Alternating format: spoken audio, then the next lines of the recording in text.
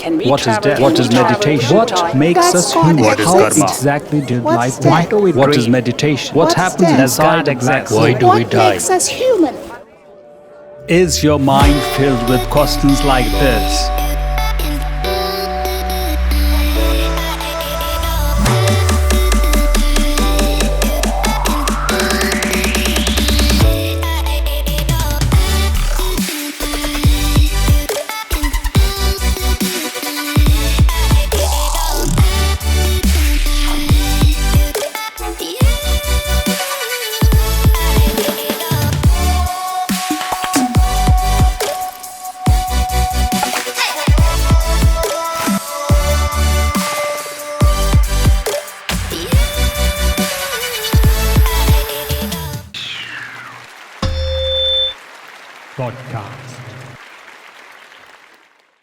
Hello and welcome. You're watching PMC English. This is Ayushi and with me is my colleague Idris. We are back again in a podcast series. Today we will be in conversation with Mr. Vyas, who is a spiritual scientist, a life coach. And today's topic is death. Thank you for coming down. Thank you for inviting. Everybody wants to go to heaven, but nobody wants to die. So before we begin our conversation, I want to understand in the basic language that what according to you is death. It's a karma.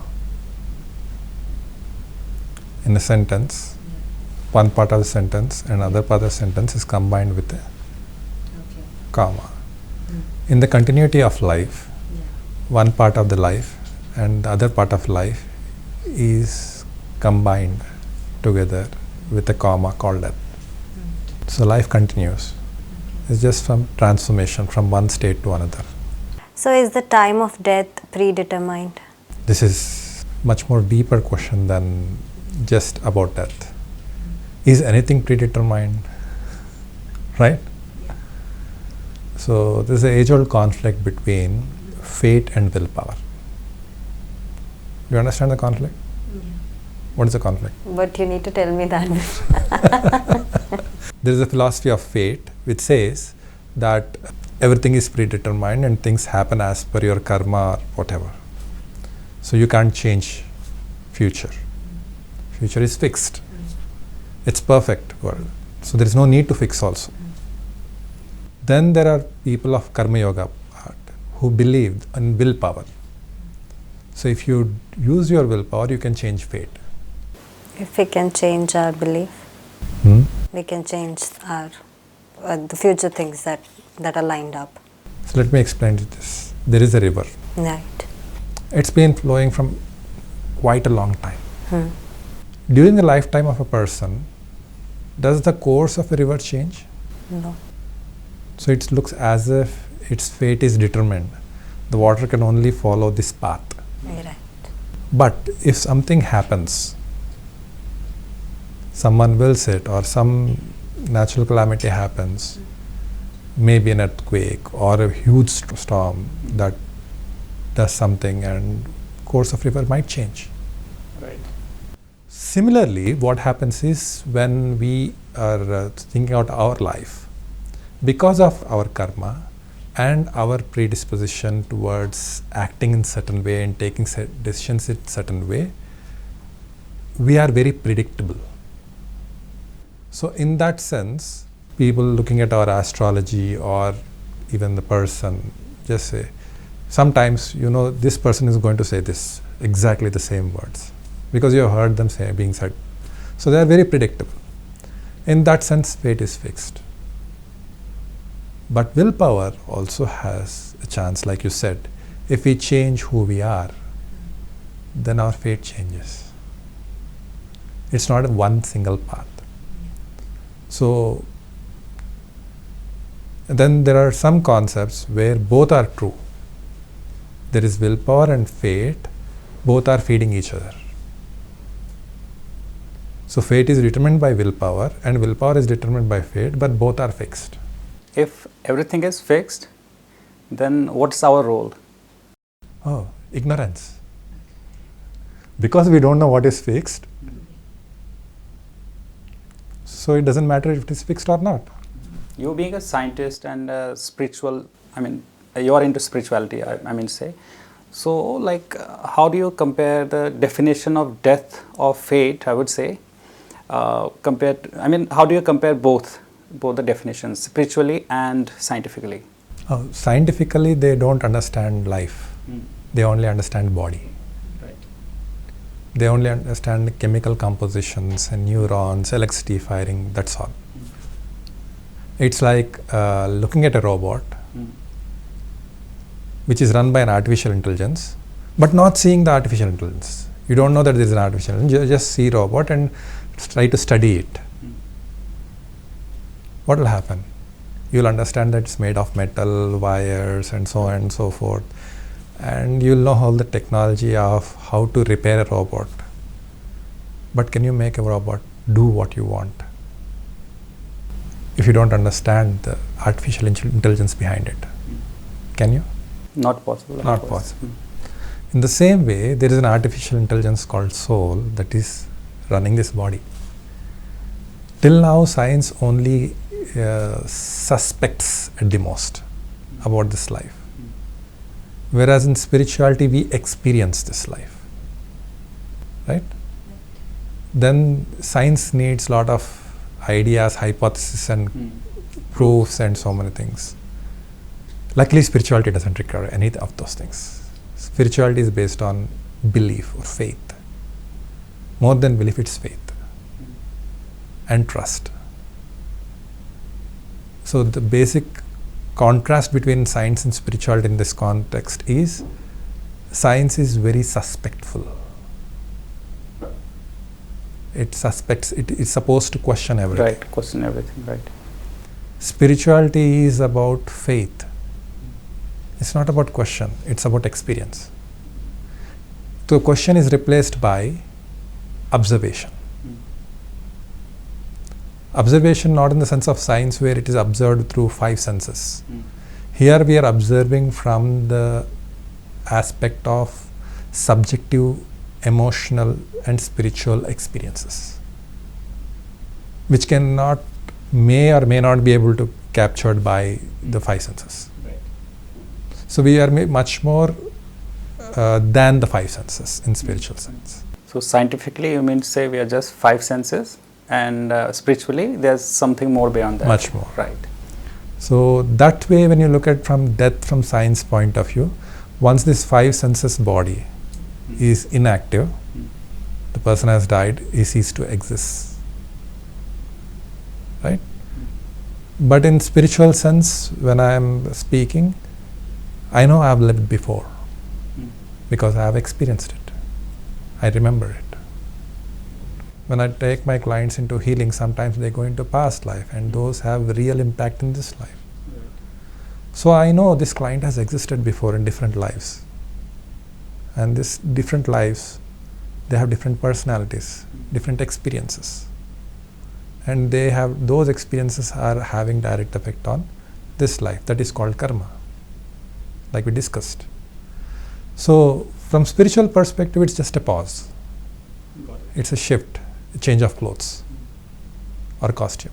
Now that question, we are talking about death, but we can't ignore life. What is life? Everything else is life. Actually, everything is life, even death is life. But why there is life? Very simple. To express. Because we like to express, we like to talk, right? Why do You came dressed up today. I understand. So you want to present an image. So everybody wants to communicate, present an image, express. Expression is fundamental. But why are we born? I mean, why we came to existence? We got bored, What were we doing before? not born. Sir, why is there a heavy feeling, when it comes to death? Like people with some medical issues, when the doctor says that, you have just 6 months left and then there is no existence. The question is, who is feeling that heavy? The person, because they, Are you sure? Is that person or you? Right. No, it's the person itself, because, Are you sure? Yeah. How do you know? The person might have been spiritually evolved enough to know it's okay to die. I've accepted my death. I'm talking about the people who are not involved in spirituality. So you tell me. It is an emergency for them. They start doing the things quickly that, I need to do this, I need to do that. Guess what's happening in their head once you are said that you have only limited time. What's happening? Yeah, there is an emergency inside me that I want to do this, I want to do that. Why is that emergency coming? Because it feels like, there is no existence beyond that. I won't be here, So the things that have been lined up, I just want to finish it as quick as possible. So you are worried about finishing things when your existence is going to end? Yeah, because, that is inbuilt in my mind that, things are going to be like this. So existence itself is coming. How does this everything else matter? But there are certain things in our mind, usually we lined up that, we need to do this, we need to do that. So there's a certain feeling. So if I'm not here, then how are those things are going to affect? Now that is the whole contrast, right? Yeah. If the existence ends at that moment, as the person suspects, everything else shouldn't care, shouldn't bother at all. Right. Yeah. It doesn't matter anymore. Whatever you wanted to do, it's pointless. It's meaningless. Right. Yeah. Unless there is something after that. Then you are preparing for that. Let's say you have to go to a different city. So you're taking a flight or a train or some transport. If you know you are not going to come back to this place, would you try to set things right? Or would you just leave? Anyhow, I'm not going to come back. Maybe. If I'm quite attached to it, then maybe I would do that. If you are quite attached to it, that means you plan to come back, right? Yeah. But the point is you don't exist afterwards. So if the point, that's the contrast I'm speaking. If you are planning to come back, that means you somewhere you have accepted that you exist afterwards. Right. So choose, are you going to exist or are you going to not exist? What is death to you? I have no answer for it. I'm still in search, in that depth of knowing what exactly is death or what happens after that. It's like I said, everybody wants to go to heaven, but nobody wants to die. Yeah. So only if you die, you will know. To truly know death, one has to die. Yeah. Maybe not literally, but an experience of death. Maybe like out-of-body experiences. There are many people who have learned that. Some things help give better understanding of death. Or maybe a past life regression, like these are some things where we can take you to a moment of death. Because usually that is the most traumatic moment. That is where all the pain is, and addressing that death, accepting that death in that life usually changes many things in this life. So death can be experienced without dying. So is there a process for that? And Yeah, there so are how does it work? many spiritual processes have ways of experiencing death. There are some meditations called death meditations, where they make you experience something like death. It's not true death, but it's like death experience. But that has to be done in a specific environment, under the conditions, and in the guidance of Guru only. Right. Don't download on internet and do it. We'll contact you, of course, before we start that process. But the whole point is that why someone feels very heavy, or why is that there is a side of darkness when it comes to death? What else creates that darkness? The end of life. Apart from that, For me, it is that. no, there are many other things. If somebody is fed up with everything, it's again a darkness, I believe so. Right? Good. And Too much of sadness, sadness, disappointment, disappointments. right? All the negative aspects, if we can count on. Why do they exist? That is the question, right? It's not really about death. It's about these emotions. Yeah. Why do these emotions exist? Because we are generating that in ourselves. We are making it feel that, that existence is still there. I feel like everybody wants to live. Even if we take example of animals, they want to save their lives. Like, scientifically also, we tend to live, we tend to exist. That's the fight. Right. So maybe everybody wants to live. That's why there's a fear for death. But death is also life. But not everybody knows that, right? So you ask me the question, what are we doing? Oh, if everything is fixed, we are playing the game of ignorance. We are playing the game of ignorance. We are not playing the game of wisdom. We are playing the game of ignorance. When we are in ignorance, then everything is uncertain. Then there is doubt, then there is lack of trust, lack of faith, right? And all these create heaviness and disappointment and sadness in the small. When something comes to death, that complete uncertainty, that will I exist or not, my existence itself is being questioned because I am comfortably playing ignorance. So I create a huge issue inside my head. And then I say, very heavy, I'm so heavy, it's death. Oh, this person has died.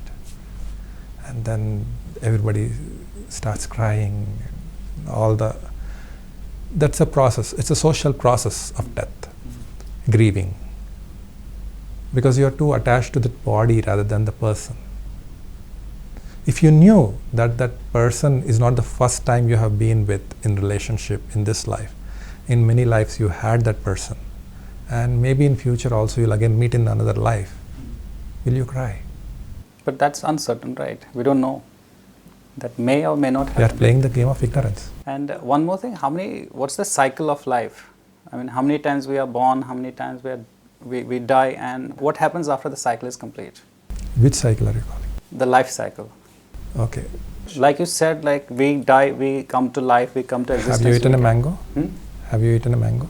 Yeah, of course. I loved. You like? Yeah. So, how many mangoes have been there in the world? Tremendous. How many mango trees? Numerous. Okay. Uncountable. When will they cease to exist? And what will happen to mangoes if mango trees don't exist? They will exist, but the thing is, see, if we take an example of mango, a particular mango. So today I had one mango. Yeah. This is this mango. Now the new mango will come. This will not come back, right? Exactly. This body will go. Another body will come. So that's a new body, right? New life. New person. Maybe. You can't have same mango all the time. Maybe You'll new get bored. person. If I give you a mango that is unexhaustible, how long will you eat it? I understand that. But my point is, the same person will come or a different person? That's the question. The way you said, like, I'm I, right? I die. Then I'll come back with a new body. No, you don't die. Body dies. But the person I am is there, eternal. right? So you mean a person is an idea? The That's person not is the an idea. consciousness. The soul and consciousness are together. That is what is being carried to the next life. The subconscious, conscious and soul. All the memories are in the subconscious. Few memories in conscious. Last time we discussed about, if you remember, last time there was a different discussion we had, and this time we are discussing death. In essence, if you don't want to be heavy, just know that I am eternal. I am not going to die. It's impossible for me to die. Do you understand this? I got your sense. I'm getting some idea that what you say is life is an idea in a way. It's a consciousness. A consciousness, okay, fair enough. But same person comes back or a new person comes back. And if that's a new person... The question is, what is same? What is eternal? And what is changing? Yeah, that's what I want to know. That was my question actually. Right. So, are you the same person who was here yesterday? To some extent, no, but this date, time-wise, I'm a different person today. So, what is different, what is same? Yesterday I was a different person. Yesterday is gone. Today is today. Tomorrow. Same concept applied to life and death. So, still doesn't clear my doubt. Why? I want to know more about it. What exactly? Because you just accepted that yesterday I was a different person. Today I am a little bit different. So some things have changed. But still something is still there. Right. Unless you understand the difference between what has changed and what is same from yesterday to today, how will you understand what is changed, what will remain same and what will change from one life to another? But for every person, it is quite difficult to, take in from in that. No, I'm asking you to examine this. If you examine and know what is changing from yesterday to today, from today to tomorrow, the extension of that will be from this life to next life. That is the cycles.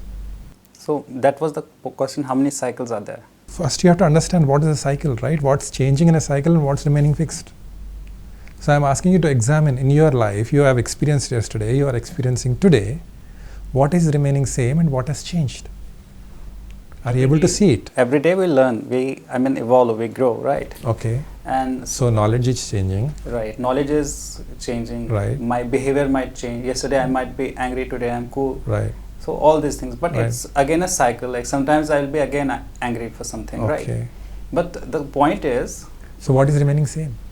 You're not answered that. The way I breathe, the way I walk, the way I talk, maybe. Your body remains My the same. body. Your body cells are dying and born every day. Yeah, I know that. That's so that's your there. body is changing. Everything is changing, growing. I know. No, I'm asking what is remaining same.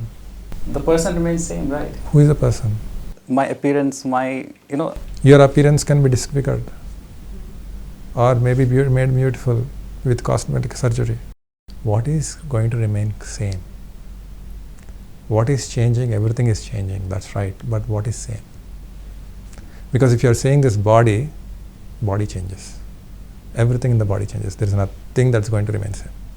In 7 years, all the cells change into new.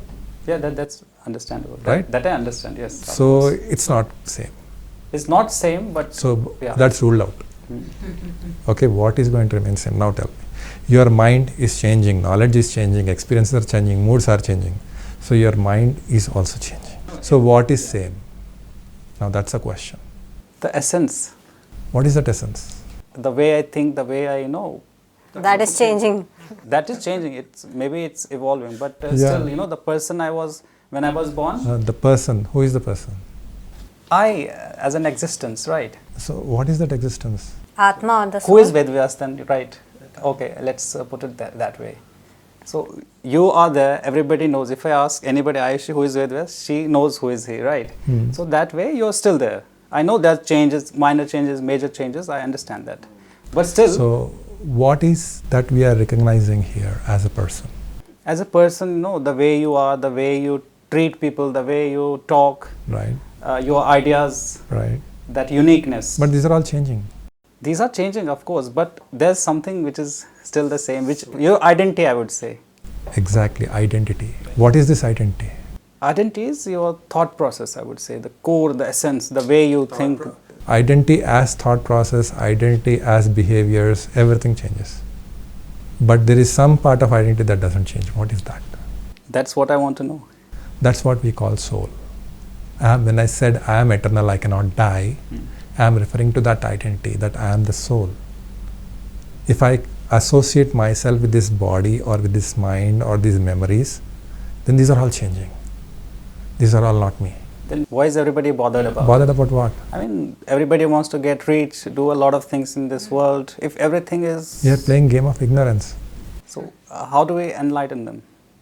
Why is it not happening? Like human brain So first question is, why are you not enlightened? I'm not much attached to things, right?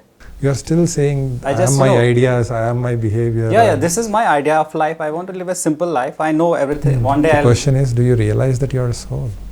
Experience it. I would say that I'm still, it's a question for me. So yes. I've studied science. Science works differently. Religions work differently. Spirituality. So science has messed up. Science has messed up your sense of identity. But why are we studying then? But his question is right, that when we know that one day we are going to die, then why are people running behind, I am saying I am never going to die. It's impossible for me to die. For you it might be impossible. For the other people who do not think spiritually, I'm asking in context now with the them. question I'm asking you is, you can be happy, you can be sad. What do you choose? Obviously to be happy. Ready? Right? You can die, you can live. What do you choose? To live. Then choose and say that I am soul and you can live forever. You say I am body, you will die. What do you want to choose? It's as simple as that. Right? You can either live forever being a soul, or you can die, struggle, suffer again and again being a body. And the mind and all that identity associated with the positions of the body and society and all that's nonsense. So Choice is yours. You mean to say body means nothing then? Body has its purpose. What's that purpose? Expression. Why do we express? Because that's what soul likes. I like to What communicate. is soul then? I like to communicate. What is soul? I like to experience. What is soul then? It is the, the consciousness or the life that is actually expressing and experiencing. Where does it come from? It is there. From where? Wherever you want to come from, you can come from. That's your choice. Will this process end the universe? Do you want it to end? I'm just curious. Will it end everything has its life, right? The sun might, scientifically, you are a nuclear scientist, so you will understand it better. The sun is going to die sometimes, like after millions of years, and you believe that, right? Because we don't know what's going to happen tomorrow. Forget about sun going to die in 2 some estimation, like as per the nuclear reactions which are So happening. that's what I'm saying. When you say fate and willpower, if some willpower says sun is going to exist for another 1,000,000 years, which is strong enough, it might exist. What will happen if everything comes to an end?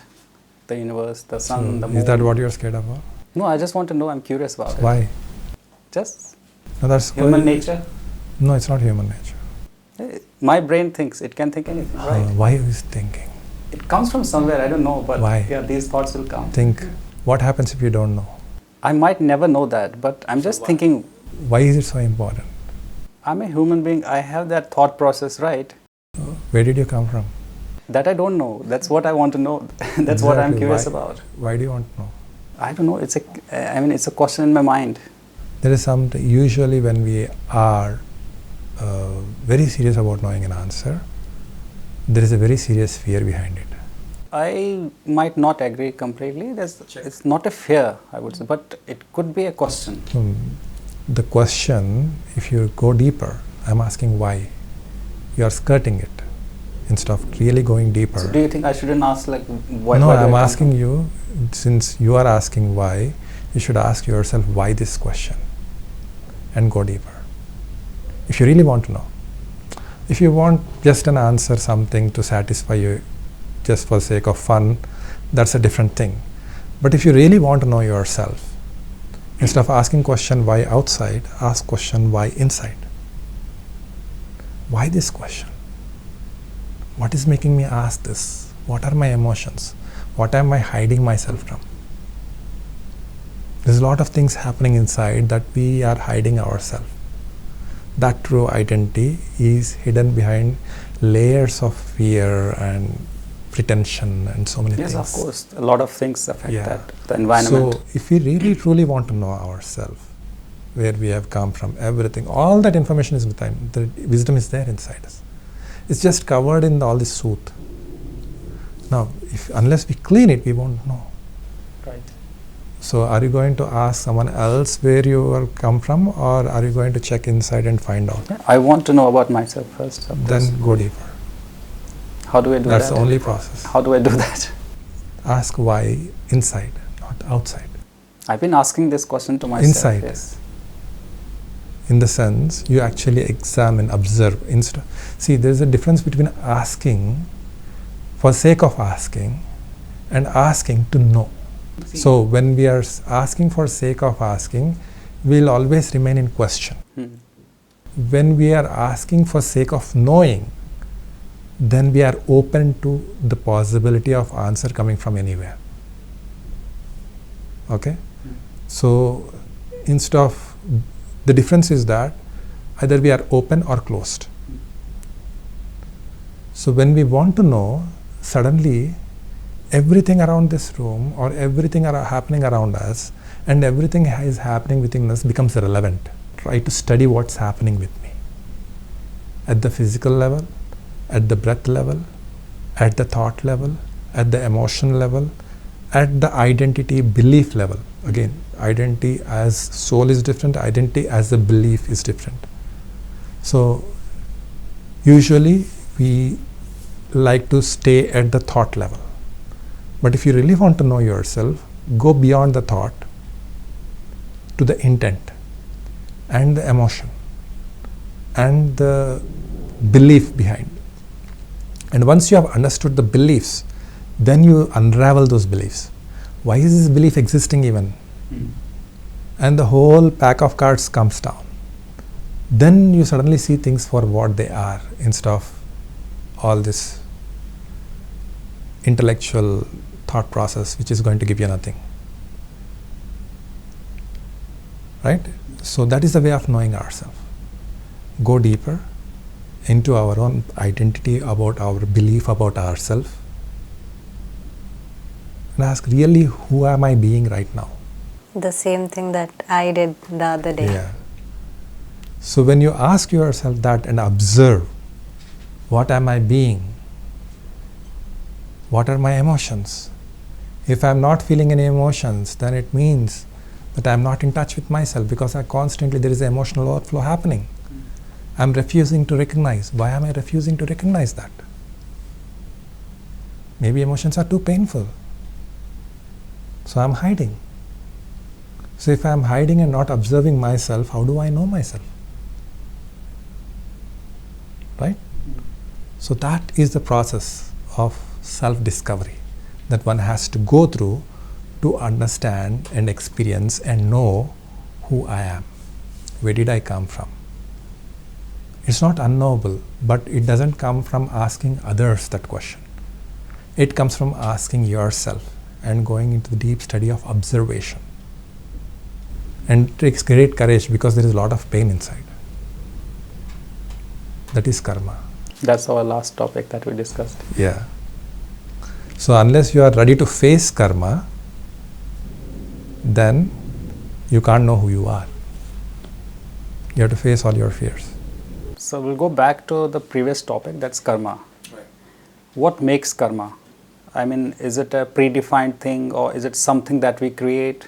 Do you remember the dog example? The fear of dog. You remember, right? Yes, sir. So what created that fear? Because it might bite, that's why people are scared. That's how karma is created. Because we are ignorant, something might happen, and we manifest that fear. The question is, what creates it? I mean, Yeah. if I have a thought, for example, some thoughts come. Our ignorance is creating it. Where does this thought come from? Because we are ignorant and we have instinct to survive, as you said, the body wants to survive, we want to live, then there is fear. If we knew that I am going to live forever, this body is only temporary, and I am going to make best use of this, then also we'll live amazingly, but without fear. But now, because we are playing the game of ignorance, we have created all the fears, and with each fear there is energy associated. The sadness, disappointment, all these energies. And we are recording those energies in our memories. Again and again and again and again we are building on them. And that's called karma. Got it. And just one more question from my end. Shall we celebrate the death? If yes, why? If not, why not? Instead, why not celebrate the life? Death is also a reality, right? Yeah, but the question is, it's not the karma that's important. Karma is only a state. But the words before karma and words after karma are more important.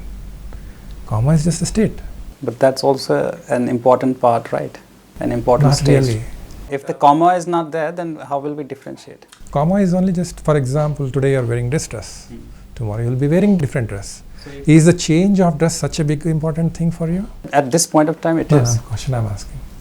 Is that wearing the dress important or change of dress so important? It has its own importance, I would say. Think about it. Of course, if I'm not well dressed today, I won't look good on camera, right? People might not like dress is important, right? it. Today it is, in this episode it is. But changing dress, That also is important. in what way?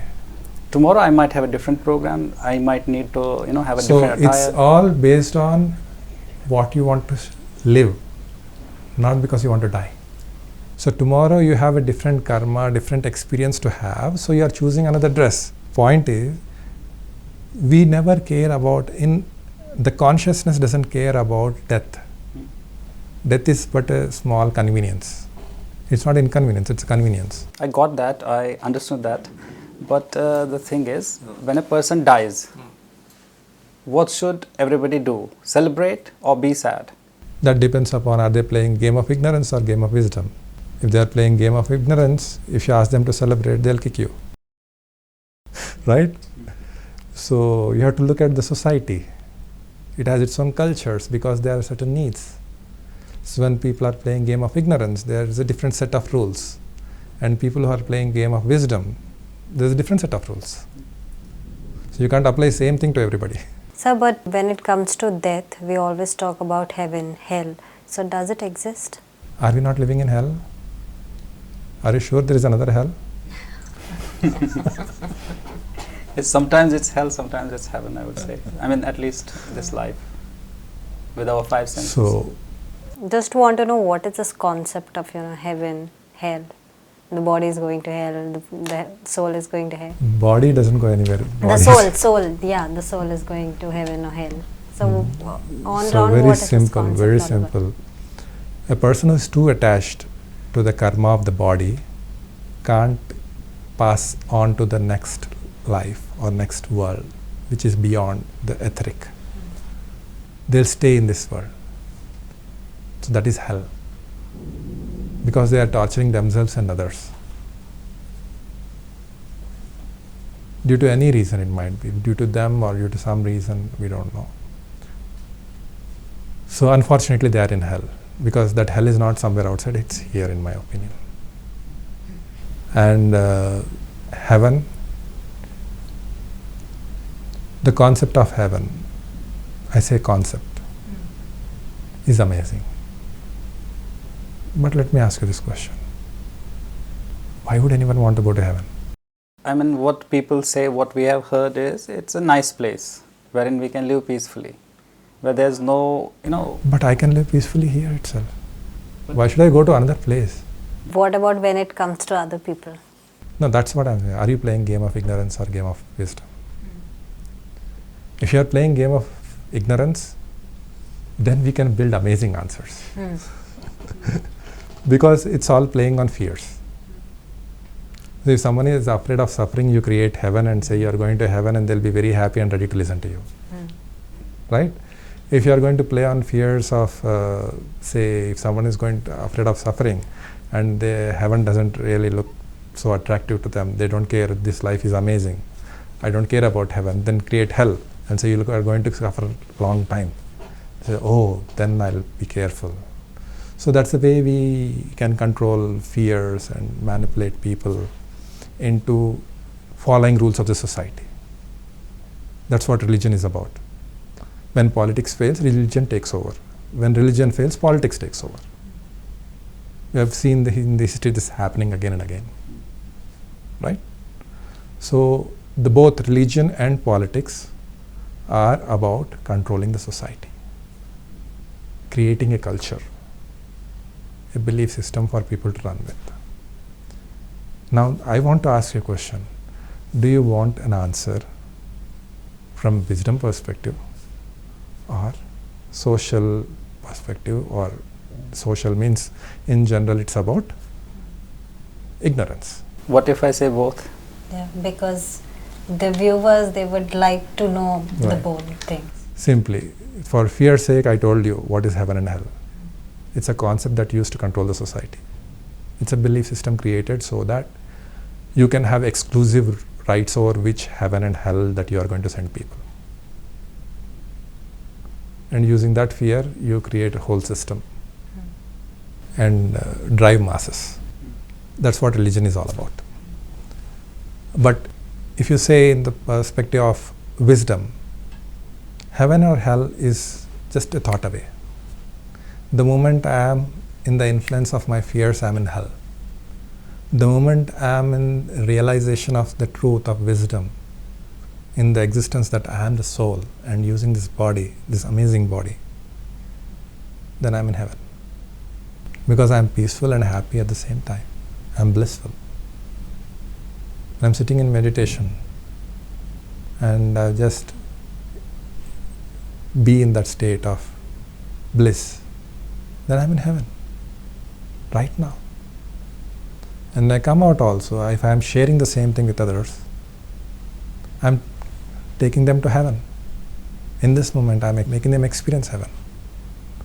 The same thing, I'm scared and create fear, anger, sadness, all that nonsense. I'm creating hell in this moment for myself and people around me. So I don't need another heaven and hell. It's all right now, right here. That's wonderful, great. I thought about it for a minute, and great concept, the way you said it, that everything is here, but nothing is also here. And further, like scientifically, I have heard that, I don't know, I haven't done much research into it, I don't know much, I'm not that much, knowledgeable in that sense. When a person dies, the soul will leave that body and the body is like useless now. It takes like 7 minutes for brain to die. Is it a fact? You'll have to ask neuroscientists. Has science ever tried to see what is soul or tried to capture it, or is it possible to capture it? Capturing for science, I'm not sure. Science is highly underdeveloped to understand soul and capturing a soul or something like that. It's not possible for science. But spiritually religious people who have they have created certain systems to work with souls, not only their own souls but other souls also. So those technologies are there. Right. I met a person long back. I was at my place yesterday. You were at your place. And when I meet you, you tell me what happened yesterday in my life, at my home, or we are not connected, we just met for the first time. So how does that work also? We have that wisdom. See, our consciousness can expand through time and space if we develop that capabilities. So it is possible. You have to practice. When it comes to death, we usually talk about moksha and all. So the people who die all of a sudden in an accident or in some other way, so if their last rites are not performed well, so do they attain moksha, or their soul still remains over here? So we generally keep hearing about all of these things that Now the moksha is totally different concept. Just passing over is a different concept. You understand the difference? If you can elaborate. So moksha or mukti, as they call, is a state of mind where a person will not return to this world again. Okay? So a lot of spiritual sadhana is done to not return here. I don't know why. It eludes me because this is where the real learning happens. So if you are running away from here, you are running away from all the lessons. You are afraid of the classroom. If you are afraid of the classroom and want mukti, will it happen? Not really. Teacher will say, sit down. So many people have tried. They have done a lot of yoga sadhana just to escape from this world. And because the intent was to escape from this world, that fear was behind, they had to come back. Even after doing a lot of yoga sadhana, clearing all the karma of the past almost, but still they had to come back. Because the intent behind is escaping. Escaping means fear. They hold on to that fear somewhere, in some form. So there is no mukti if you want to run away. There is no way to run. Okay? So now, as a passing over of the soul to the next life, this is a karma. It should not become a full stop. So that is the process that people speak of, about them going further into their journey. So doing last rites. All this is for the benefit of both that soul and these people. If soul is attached here and the last rites are performed, then you are saying, this is soul, thank you for being with us. Your job is over here. Please look forward. Don't look back. We will take care of ourselves. and we are sending them, like what to say, if a person retires from an office, what do? You give retirement party, right? That's the last right. Okay, but if retirement party is not given, what will happen? Still, if this is a sensible person, tomorrow he'll not come back to office. But he has gone a little mad and is too attached to office. What will happen? He might turn up. He'll come back. Yeah. Until security says you can't come. Right? So there are some people who are attached like that. So for them, giving that notion that please move on helps a little. But if a person is mad, then they'll stay back, no matter what you do. But even for such people, if a person is spiritually evolved enough to give them the vibrations of peace and love or whatever they miss in the life, then they can move on to next life. That's why there are specific meditations or rituals.